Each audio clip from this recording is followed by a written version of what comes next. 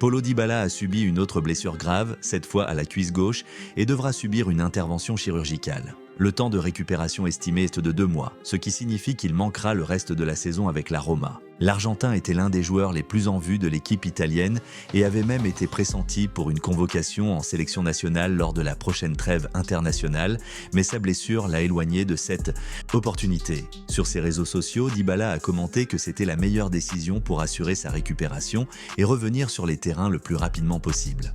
Le joueur a un historique de blessures tout au long de sa carrière, ce qui l'a empêché d'atteindre un niveau encore plus élevé dans le football mondial.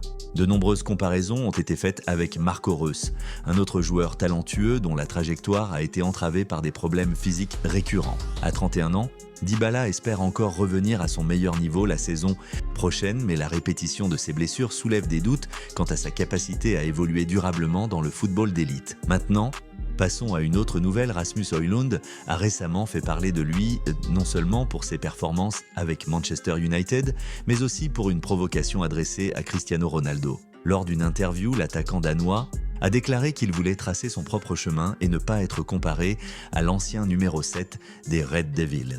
Il a souligné qu'il respectait la légende portugaise mais qu'il ne voulait pas être considéré comme son successeur ou être jugé sur la base de son héritage à Old Trafford. Cette déclaration a rapidement fait réagir les supporters, certains la voyant comme un signe de confiance et d'ambition, tandis que d'autres l'ont interprété comme un manque de respect envers Cristiano Ronaldo, qui reste une icône du club.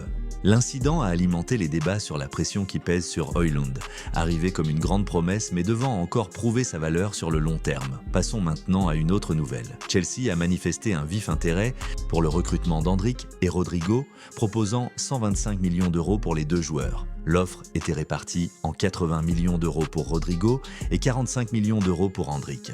Cependant, le Real Madrid n'est pas inquiet face à cette approche du club anglais et reste ferme sur sa position de ne pas négocier ses jeunes talents. Le club espagnol considère ces 2 joueurs comme des éléments clés pour l'avenir d'eux. L'équipe estime qu'ils pourront jouer un rôle essentiel dans les prochaines saisons. Malgré une offre tentante, le Real Madrid a confiance en leur potentiel et n'a pas l'intention d'ouvrir des négociations.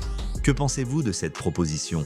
De Chelsea, Endrick et Rodrigo devraient-ils envisager un départ en Premier League ou rester fidèles au projet du Real Madrid? Donnez votre avis dans les commentaires si vous avez aimé la vidéo. N'oubliez pas de laisser un like, de vous abonner à la chaîne et d'activer la cloche pour ne rien manquer des dernières actualités du monde du football. Votre soutien est essentiel pour que nous puissions continuer à vous proposer du contenu de qualité. À très bientôt pour une nouvelle histoire passionnante du football.